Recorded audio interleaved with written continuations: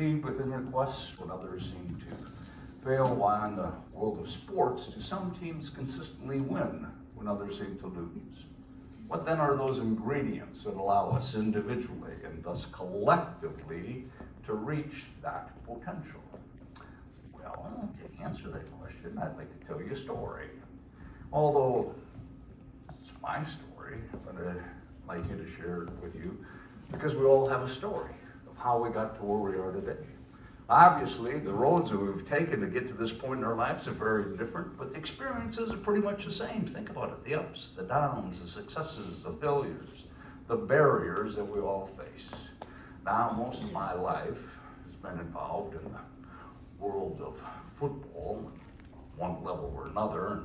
Even though it's been my life, my passion, and my focus, I've also come to realize that I do share this world with some people who could care less about what's happening in the world of football.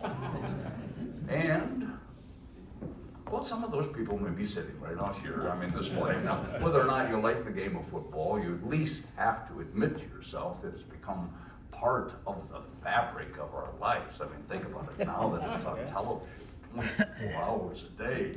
It's in our local papers, radio talk shows. It becomes the topic of conversation within our homes, workplace. Some of us have played the game, friends have played the game, families play the game, our kids have played the game. And football is much like life, if I can make that analogy. And why is that? Well, think about it. There's a beginning, there's a middle, there's an end. There's birth, there's life, there's death. And depending on how your team has performed during that period of time, there may be a mourning process, and then there's a renewal, and repeat that process week after week, and thus season after season, and it creates one word, football does, much like life. And that one word is hope. God, I hope they get their shit together this week. I hope they can come on back. I hope we got the right team. I hope we got the right coach. I hope my kids have a great experience. I hope nobody gets hurt. I hope we can get to the playoffs. I hope we can get to a championship game. I hope we can get to the Super Bowl. And even if your team doesn't get to the Super Bowl, you hope the team you like the least beats the team you hate the most. Obviously I was very fortunate to be able to play with that team in Pittsburgh that today now allows me to wear those 4 Super Bowl rings. For some of you who've seen them, from Super Bowls 9 and Super Bowls 10, Super Bowls 13, Super Bowls 14. Do you know how many Steeler fans it takes to change a light bulb? Don't hurt yourself. The answer is 5. One, of course, to change the light bulb. The other 4 to talk about how great the 70s were. Anyway, 74, 75, 78, 79, 1 against the Minnesota Vikings, 2 against the Dallas Cowboys, and the 4th against the then LA Rams. But you have to understand, having 4 Super Bowl rings poses a lot of problems to me.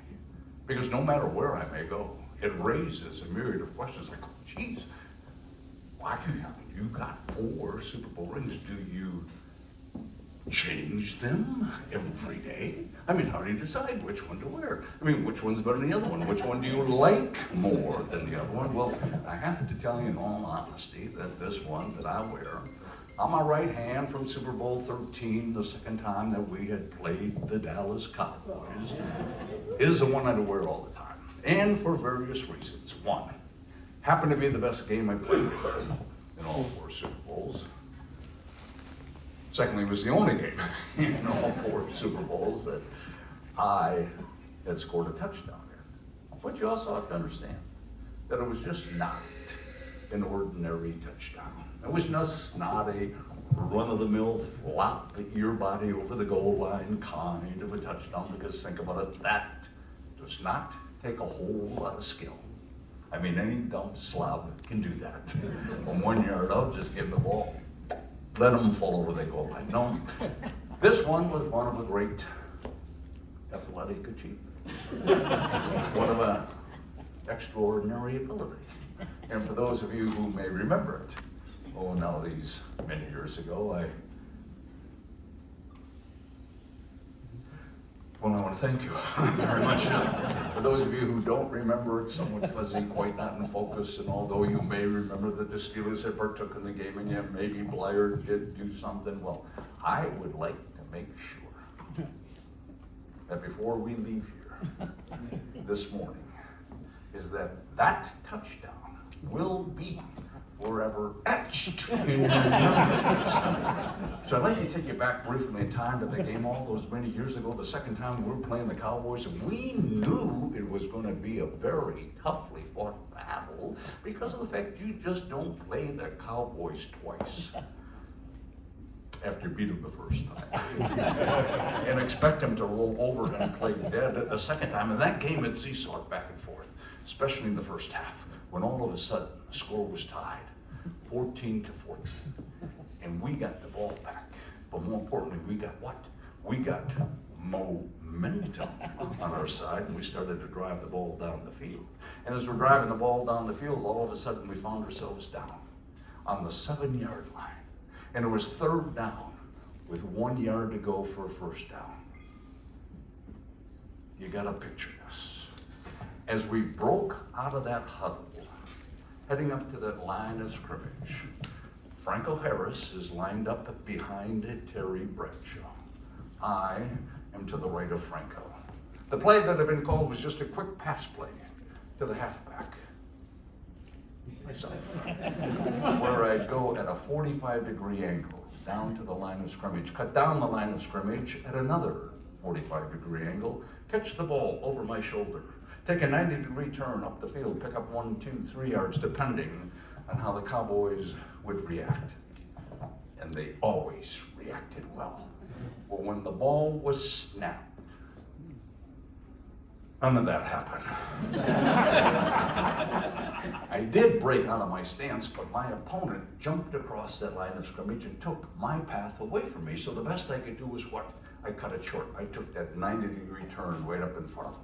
Now, in the meantime, Bradshaw was faking to Franco Harris into the line of scrimmage, and when he pulled that ball out, looking for that receiver, myself, down that line of scrimmage, and when he did not spot me, being the smart, intelligent quarterback we perceived him to be, it finally dawned on him that it might be a broken play. So he tucked the ball underneath his arm and he started to scramble to his right. And as he's scrambling to his right, that sideline was looming up. Opposite side of him, larger than life, Neanderthal beings with lobotomies chasing him down. And then it happened, maybe once in a lifetime. Will you ever experience when all time just seems to stand still? And our eyes met across the field. Now 40 yards separating us, and under pressure he released the ball, maybe a little too quickly, maybe a little too high. And it came floating into that end zone. And as it came floating into that end zone, I leaped all 5'9.5" of me, with all my might straight up in the air as high as I could go. Well, I don't know, 18, 19, 20 feet, I can't forget after all these years. And I grabbed that ball and came down across that goal line to give us a score and a lead. And a lead we never relinquished. But that is not why I wear this ring. No, I wear this ring because it happens to be the largest and gaudiest. But you have to understand that every time that I wear these rings, I mean, for me, these rings truly are a symbol. And they're important, if you think about it, as all symbols in our lives are important because they're really constant reminders of the successes we've had, failures we've experienced, depths we've prevailed, heights we've achieved, of the constant barriers they would overcome to be able to get there. A constant reminder that getting to the top and becoming the best, or becoming number one, or ultimately winning a Super Bowl just doesn't happen. But yet it takes all those ingredients we've come to learn. It takes hard work and dedication, commitment and a passion. But it also takes leadership and people and a vision and a belief system, all shoved into a capsule that no matter what we may do, we love to call a team. And throughout our years, we've heard many definitions of the word team. How about that acronym? TEAM, together. Everyone achieves more. How many times have we heard that? How many times have we used it? Well, we understand that concept, but probably the best definition I heard came from our head coach, Chuck Noll, who defined a team simply as this: a group of individuals coming together for a common purpose and a common goal. And along the way, we have our own responsibility. Game of football as an example: common purpose, play the game; common goal, to win. Responsibilities: head coach, coaching staff. Get the right players, put them in the right position, train them, and then ultimately arm them with the best offense and defensive game plans. Players' responsibility: take the game plans, whether you like them or not, and execute them to the best of your ability. So that when you walk off this field, come to the locker room, you get that one moment where you look at yourself in the mirror and you can honestly say, I did everything I could according to this plan. Because of each and every one of you says that, and all the parts come together as a whole. And that whole truly will be a victory. Individuals come together for a common purpose and a common goal. So successful teams, like successful organizations or units, really made up of two parts: the commitment of the individuals to their own responsibility and to that of the group, and the commitment of the group in support of the individuals to achieve their goals. Two parts held together by a common glue called commitment and trust. Without the glue, those two sides will fall apart. Without that glue, there will be no connectivity. So, the one business ultimately that we're all in is really the hope business. Because if you think about it, no man is an island. I mean, we did not get to where we are today by ourselves. We got here because of someone, something. We got here because of a parent or a teacher. We got here because of a coach or a drill sergeant. We got here because somebody took an interest, kicked you in the rear end, gave you a piece of advice, shoved you through the door. Somebody that was supportive of what you wanted to get accomplished. And all our lives, if you think about it, are built on hope. I mean, that little kernel of belief that you can achieve something within your lives. And it has to start somewhere. And mine, if I may say so, started with the greatest football game I ever played. I was 9 years old.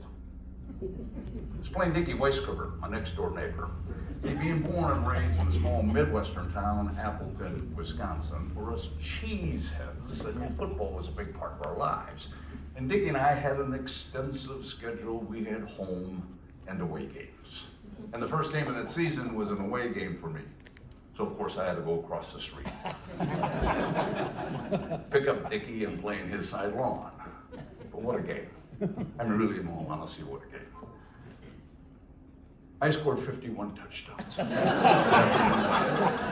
Well, for me, I shut him out. I mean, the sucker didn't score. That's 357 to nothing. Oh my God.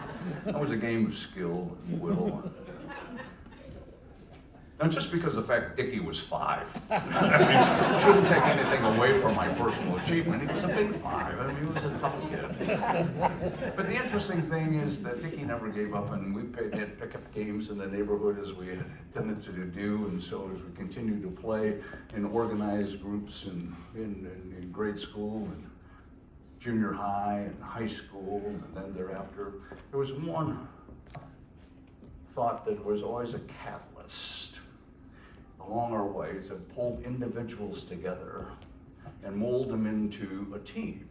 And it would be the success of that team that would get you recognized for your contribution. And so coming out of grade school and into high school was a brand new Catholic high school that was just built during that period of time, and a great coach by the name of Torchy Clark. And new conferences were built. And so we never lost a football game in our 4 years there in high school. And we were the #1 ranked team in the state. And because of that success, you know, all of a sudden you get recognized for your contribution to that team. And because of that, I get a chance to continue my education. And I get a scholarship offer to go to the University of Notre Dame. And because of a catalyst by the name of Ara Parsegian, all of a sudden, by my junior year, we win a national championship on the collegiate level, and I become captain of the team my senior year. Because of that success with that team, you get recognized for what? Your contribution. And I get drafted into the National Football League by our beloved Pittsburgh Steelers. Now, just to put things in the right perspective, well, I was not their first choice. I did not make their top 10 lists. I was the 417th person picked in the draft that year. I was a 16th round draft choice. But you have to understand, from my point of view, there were 17 rounds. Hey, at least it was not the last guy picked. I might have a chance to be able to make this team. And people said, well, how did you make the team back then? Well, do you remember who played for the Steelers in the 60s? That's how come I made the team, because nobody can remember who played for them during that period of time. I got a chance to play 10 of 14 games, and I was sitting in front of my locker at Old Pitt Stadium. And the locker room there was cramped and pungent, and laid out like every locker room before, since lockers against the wall, players around the perimeter. In the middle was a laundry basket with a couple tables, and on all the tables were the fan mail where the players would be deposited. It was a place I'd never visited from that first day of training camp up through the 10th game of the season. Not when you're the 417th person picked in the draft, playing on a losing team. Nobody knows you exist. My mother, God rest her soul, never even sent me a letter. When all of a sudden one of the equipment men holler, "Hey Blier, there's a letter over here for you." Well, I stood up, maybe a little too quickly, got a little lightheaded, walked over, thinking to myself, now who's writing me a letter? Maybe it's a Notre Dame fan that wants an autograph from a former captain. I perused through the mail, and my God, there it was, my first piece of fan mail. I picked it up very tenderly, opened it up, slipped out the paper inside, unfolded it. It was from my uncle. My Uncle Sam. "Greetings," it said. "We'd like to inform you that you've been inducted into the armed services of your country." Now let's be honest. That was the worst fan letter I've ever received in my life. Like everybody else who got their draft notification back then, there was no lottery. I wasn't necessarily embracing my soon-to-be current change in life. So I quickly calculated my options. Why? Because we had options back then, if you may remember. You could leave the country. Some people were doing that. Yeah, no, not me. Okay, can apply as a conscientious objector to that war. Coming from Appleton, Wisconsin, Bill, well, what was I going to object about? You could enlist. That was a 4-year commitment. I mean, being drafted was only 2 years. You could join the reserve of the National Guard. This was 1968, the height of the war. All those spots were being filled. I was quickly running out of options. Now, just to put things in perspective, we had a game against Cleveland before I had to report. And I thought to myself, hey, you might have another option. What if you got hurt in that game. You might not have to report. So in that game against Cleveland, let me tell you this. I threw my body into every Browns jersey I could find. Stupid Browns, they couldn't even hurt me when I wanted them to. But when I knew I was going to go, there was a certain relief. What I tell my kids if they ever said, hey Dad, what'd you do during the war? What if I truly disappointed Mom or Dad? I remember the first letter I wrote home. Dear Mom and Dad, Vietnam's really not as bad as I thought it would be. We're on the ocean side. Sometimes we're allowed in it. Temperature's 80 degrees, the heat's 100. Oh, it really makes it feel cold. And I thought to myself, damn it, how many kids like that wrote that same kind of letter home? Yeah, it's a tropical paradise. Yeah. So I didn't get to Vietnam until May of '69. And I wrote home often. I'm going to tell you just the way it is, right?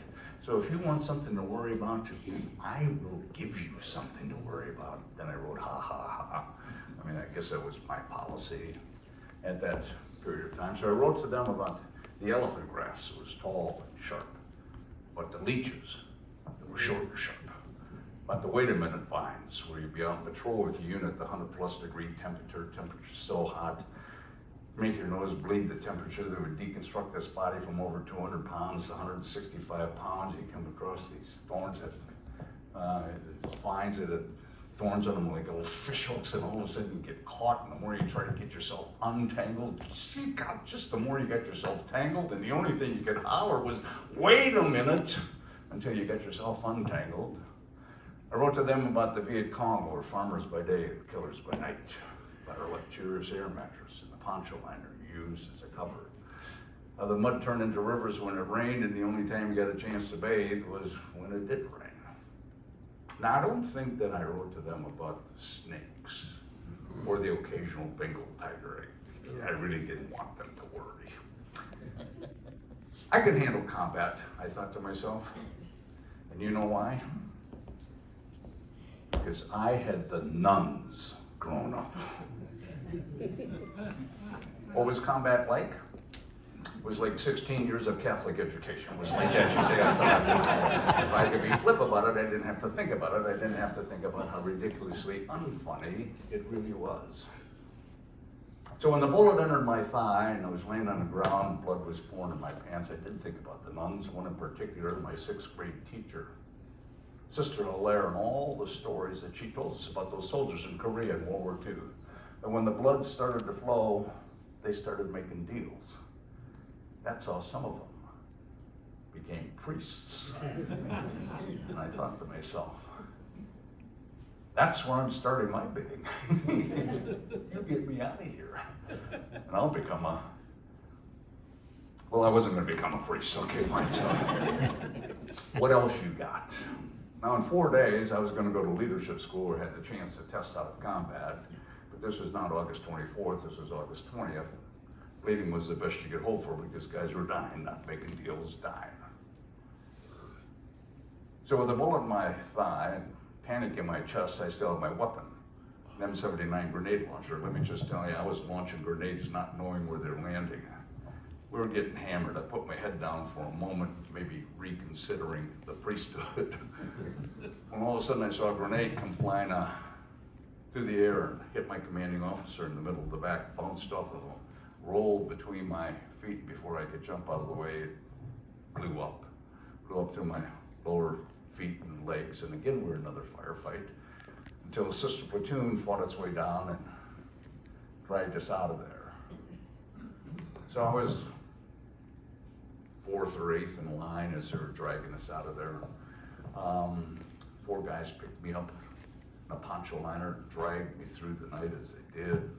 You know, and they set you down, and they were fighting all day as well, and they got to a point where they couldn't carry me any further. And they just said, hey, we'll send a stretcher back, don't worry, we're fine. When out of the darkness, all of a sudden, 2 black hands reach down, scoop me up, picks me up, throws me over his shoulders, and continues to carry me onto the helicopter. Now, the helicopter was a long ways away, and black soldier would put me down, my blood all over him, picked me up again, he'd catch his breath, carry me on until he got me out of that chopper. And I never saw him again. Didn't know his name, didn't know where he came from, didn't know where he lived. But I can tell you this, I'm here today because of a colorblind soldier back in 1969 or so. Not that he was black and I was white, but that blood was blood was blood. And my God, he did more for me on that day than if he was my own brother. And in some sense, we did become brothers in that brotherhood of war. And we got to an aid station where we got patched up, then went to Da Nang, and then flew to Tokyo, where I spent 3 weeks in the hospital before I came back to the States, where I spent 9 months in the hospital, went through 3 more operations. But it was in a field hospital, right on the aid station. Morphine drip, IV, and all those thoughts that we had at that period of time of why me? Now what? Where am I gonna go? Where's my future in all of this goes flowing through one's mind. And across from me was a young soldier. He was a triple amputee, lost his left arm and both legs. And every day I'd watch him as the aides would come to take him to therapy, and he'd grab that little trapeze that swung over his bed, and he'd swing his torso into his wheelchair, and they'd push him out. Now, he made sure that he stopped at every bed in that ward. And it wasn't a big ward, and he'd stop at my bed, and he'd say, "Hey, how you doing today? You know, you look better today than you did yesterday, because when you got here, let's be honest, you look like shit. Now listen, we've got some good docs here, we'll take care of you, we'll get you out here. I'll see you back in the real world one of these days." And I thought, wow, if anybody could be embittered with their lot in life, would be that young soldier having to live with those atrocities that took place thousands of miles away, but yet he chose to make a difference, and he chose to have a positive attitude. And I thought, wow, I mean, if anybody could be embittered with their life, would be him, but he had this attitude. And I thought, if he could have an attitude like that, what about me? I'm gonna walk someday. And so I got to Tokyo, as I'd made mention before, and after a couple weeks, I finally got enough courage to ask my physician about my future, whether or not I could come back and play this silly game of football again. His response was something like this. He said, "Don't worry about it. You're gonna have a normal life. You're gonna be able to do the things that normal people that just don't expect to get back in the gridiron." He said, "Because of the fact you just won't have the strength, nor the flexibility to do the things that are necessary to be a running back in the NFL." For you see, what he had formulated from his point of view, from his stream of information, correct or not in his diagnosis, was a perception about my ability. But as my authority figure, he just sucked that hope right out. 2 days later, unbeknownst to me, I get a postcard in the mail. Simple postcard. It's got 2 lines on it. It says this: "Rock, team's not doing well. We need you. Art Rooney." Wow. Somebody needed me. No, they didn't need me. Somebody took the time to care. And being the family that they were and are today, I came back. And they bought me a year. They put me in injured reserve. I had another operation. Came back the following year. Made the taxi squad or the developmental squad. But they want me 2 years. 2 years to heal, 2 years to get bigger, 2 years to get stronger. And you have to do something with that period of time. And so I came back in 1972, a little bit bigger, a little bit stronger.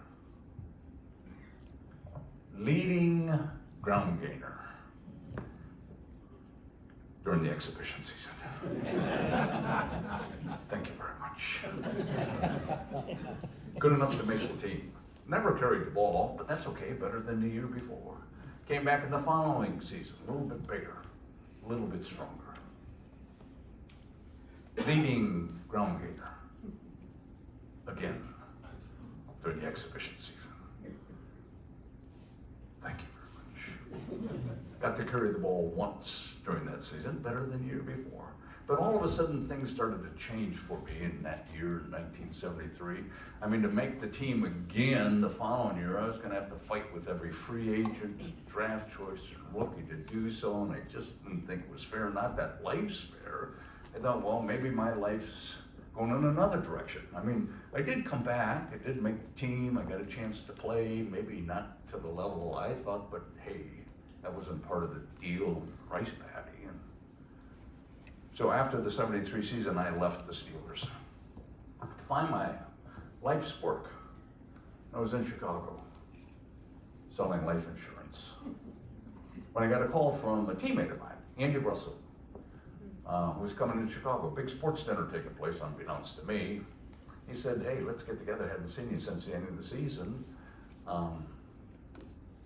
I declined very politely because I wasn't going back. He pushed, I declined some more, and he pushed some more. Then he asked me the question, why? Oh, the only thing I could blurt out was, I quit, I'm not going back. He said, you can't quit. He said, if you quit, what you've already done, think about it, you've already made a decision for that coaching staff. Do you like them well enough to make decisions for them? He said, no, your responsibility. This is what you want, so that you come back and you make them make a decision. You back them in the corner. You give them every reason to either keep you or release you, but you don't cut yourself. I mean, in reality, the experiences, we're all expendable. We all can be cut at any time, but if this is what you want, then you don't cut yourself. And maybe it was just the arm twisting I needed from an older brother I didn't have, and I went back. And everything that I had perceived did take place. And I had to fight with every free agent at draft choice and rookie once again to be able to make that team. Leading ground gainer during the exhibition season. Thank you very much. Now the reason I tell you that, and the reason that I was the leading ground gainer during the exhibition season wasn't because of the fact I was bigger, better, faster than all the other running backs. It was just the simple fact that I played more than anybody else during that period of time. I carried the ball more than anybody else during that period of time. Given those two simple statistics, I better be the leading ground gainer during that period of time because all they were providing for me was an opportunity to make the team. And they had to keep me. And I was the 5th running back out of 4 at the beginning of the season, back playing special teams once again. When unbeknownst to us, Franco Harris gets hurt in their first game. The backup becomes a starter, Frenchie Fuqua. I become the backup to the backup. Wow, I'd never been there before, so with renewed vigor, that first game, second game, third game, fourth game, right before the half, Frenchie gets hurt, and I'm inserted in the game as a fullback, along with my running mate, Preston Pearson, you may remember. He finished his career at the Dallas Cowboys, but I tell you this only because of the fact that he breaks one 43 yards right before the half, down the sideline, scores, gives us the lead. We go in halftime. We go over assignments, adjustments. And I'm thinking to myself, who's going to start the second half? Maybe those guys that got you the lead in the first half. And Preston and I get to start the second half. And as a team, we win that game. Following week, everybody's still banged up. Preston and I get the start. And as a team, we win that game. The week thereafter, it's a Monday night game. An extra day of healing. Franco now becomes healthy. Damn. But that's okay, at least I got a chance to play, show, prove what we could do. And we had our pregame meal, and right after the pregame meal, we got a breakout group, all the running backs get together. We go over last minute assignments, adjustments. The coach gives us the first 3 plays of the game, just in case Bradshaw should forget. So we can remind him of what they are. He looks around the table and he said, Franco, you and Rock will start tonight. Momentarily, you have to understand, I was quite confused. I didn't know how we both could play the same position at the same time. When it finally dawned on me I was going to play the fullback position because I'd been playing, I was going to play the other running back position. I wish somebody would have told me that. I'm better prepared for the game, but we get to start that game, and as a team, we win that game. And so we get to start the following week. And as a team, we win that game. And we start the remaining part of the season, Bradshaw, Franco, and myself, and my God, we win the division. we go into the playoffs. And we win the playoffs. And we go to the Super Bowl. And we win the Super Bowl. And we play 6 more years together. Terry, Franco, and myself. And we win 3 more Super Bowls. And in 1976, Franco and I became the second set of running backs in the history of the NFL, each to gain 1,000 yards rushing in one season. And after 12 seasons, I retire. And I tell you that whole story in context because the fact that no matter how determined we may be, how passionate we are about what we do, there are times in our lives when we want to quit. There are times in our lives when the grass looks green on the other side. Times in our life when you think your life's going in another direction. I suppose the whole moral of the story is that if I would have quit, I'd never had that opportunity to play those 12 years or play in those 4 Super Bowls or have all those memories. But the reason I got a chance to play wasn't because of my size or speed, 2 things they do not possess, but ultimately because of one talent. Because the one thing that we have to understand is what we bring to our lives is that every one of us has a talent of one nature or another, different than each other's.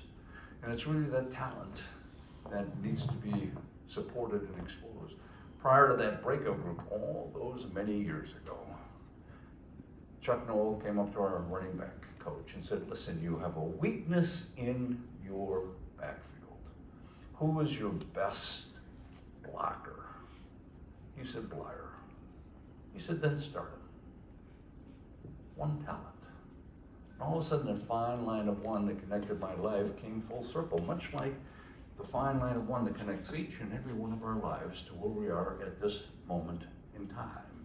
For you see, if it wasn't for that one talent, I might not have got that chance. Or if it wasn't for the one injury, I might not have had a chance to play. Or if it wasn't for Preston's one touchdown, we may never have played that second half. Or if it wasn't for one triple amputee, or one terrific game against Dickie Weisgerber, it may never have happened at all. And that is the ability that we have, the ability to change, to make a difference, to have an impact on our lives. Because as William Jennings Bryan said, destiny is not a matter of chance, it's a matter of choice. It's not a thing to be waited for, but it's a thing to be achieved. And each and every one of our destinies ultimately lies right here in our own hands. We can become what we want to become. So in closing, I'd like to leave you with a few words that have been with me for many, many years. They go like this. If you think you are beaten, you are. If you think you cannot, you don't. If you like to win, think you can't, it's almost a cinch you won't. Life's battles won't always go to the stronger or faster man, but sooner or later, the one who wins is the one who thinks he can. And you're all winners.